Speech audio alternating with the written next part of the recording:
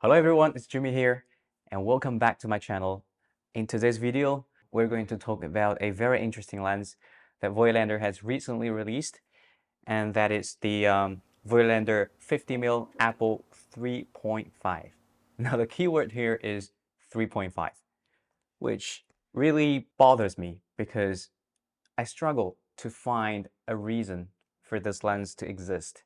And it's for that curiosity I bought this lens myself and decided to try to find out a position of this lens in the current gigantic Leica 50 lineup and see if there's a place for it, or is it just something that doesn't really fit into any conventional category of lenses. Well, when we think about Apple, Apple stands for apochromatic, meaning the lens is well corrected for chromatic aberration. So there's no purple fringing, especially wide open, because most of the lenses tend to perform the worst when they're wide open. And also the lens tends to be really sharp wide open. Now the key word here is wide open, but how open can it be when the lens can only opens up to 3.5? Now, if you take a look at these three lenses here, I've picked the Leica Apple Summicron f2 as the gold standard. And then there's the regular Leica 50 f2. And now here, it is the Voigtlander. Now, unlike my other lens review videos, we're not gonna go directly to the optical performance comparison here, because I'll assure you it's gonna be a short one. And there's probably not a lot to talk about, because from my observation, any lens built, after the 2020s should be really sharp at f4. Doesn't matter it's from Voigtlander, Sony, Nikon, Canon. We've already witnessed a giant leap in lens quality after the introduction of computation. People are no longer using a drawing board. Rather, people start to use computers, and it gets increasingly more accurate from an engineering perspective. So what is the point of this f4 Apple lens, right? So first, let's take a look at the design of this lens. Let me just be frank here. I'm not a big fan of this design. There's two types of this lens. I don't remember if this is type 1 or type 2. The other version of this lens is even more puzzling because it's got a design of a collapsible or retractable Leica 50 Summicron, but it's in fact not collapsible. So what is the point of this design, right? You can say it's retro looking, but it's not functional, and it doesn't make the lens prettier, in my opinion. So yeah, I'm definitely not gonna choose that version. And even this version is really weird because, as you can see here, if I adjust the aperture, it is gonna rotate the focusing ring. So you have to set an aperture first and then focus. You can't do it the other way around because of the design of this lens. And the lens has got a, let's call it a base that's of a similar diameter to these two other 50mm here, but the lens barrel itself is a lot narrower. Is it good looking? Let's put it on the camera and see.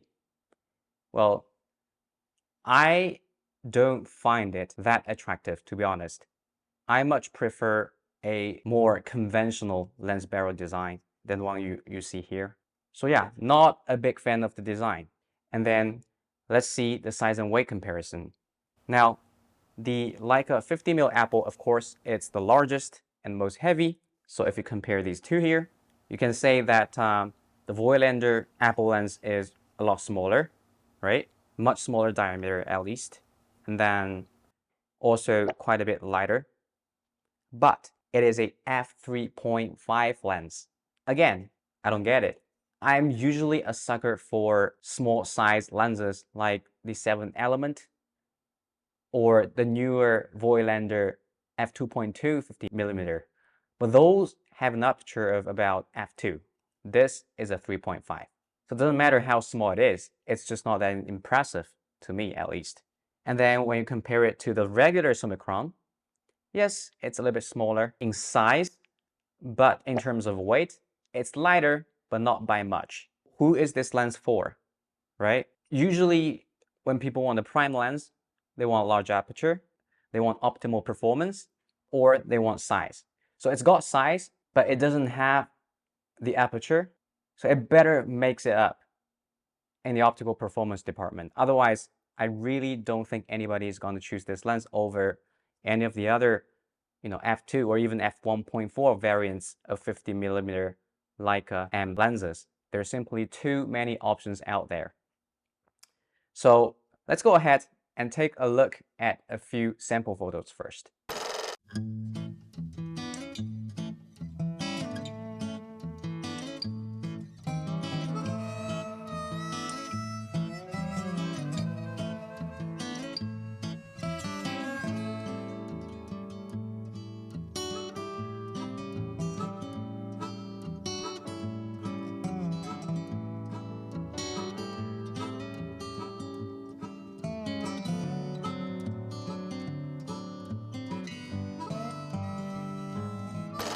All right, so from the sample photos, we can see that because it opens up only to f3.5, by the way, I shot almost all those photos at 3.5. It doesn't have much character, because it's a 3.5 lens. Yes, it's very, very sharp, but it's to be expected, again. Chromatic aberration, non-existent. Backlit situations, handled really, really well. Color rendition is also lovely, vibrant. So at least for those who likes to shoot street and who doesn't need to open up the aperture all that often, it might be a good choice because of its lightweight design, right? But it's also annoying in the meantime that the operation of this lens is non-conventional because you can't change aperture after you have found the focus point. Last but not least, let's compare this lens with the other two Summicron lenses here and see how it fares with the Leica APO Summicron.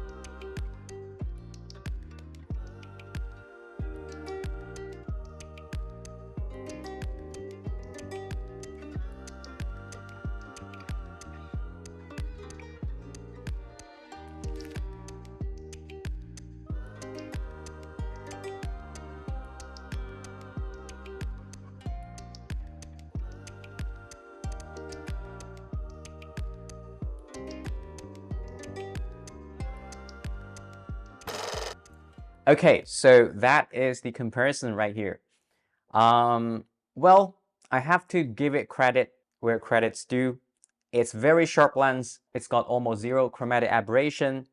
But the funny thing is, if you look at the regular non-APO 50mm Summicron, it also performed really, really good at f4. So the results sort of confirms my doubt in the very beginning. Any modern lens, oh, by the way, this is not a modern lens anymore. It's a lens that's decades of age. But imagine any modern lens should have comparable or better performance than this 50mm Summicron here. I'm not talking about rendering or talking about characteristics.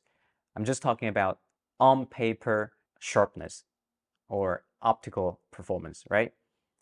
So I would imagine any other 50mm lens is gonna perform also really good at f4. There's a reason I don't put photos shot at f4 in all my previous videos because there's no point.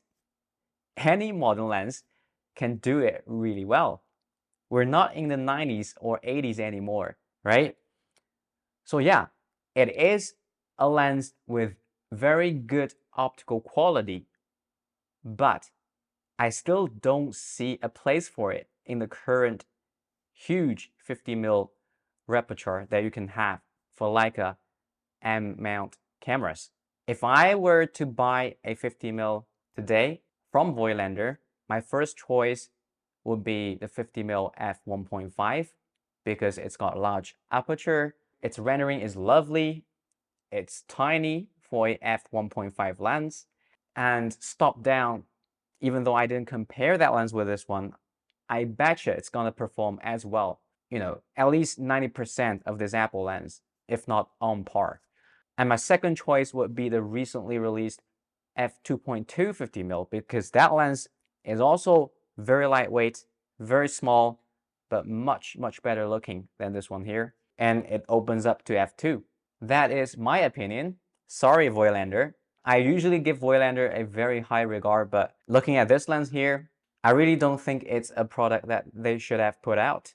I don't see any reason for it to exist, to be honest.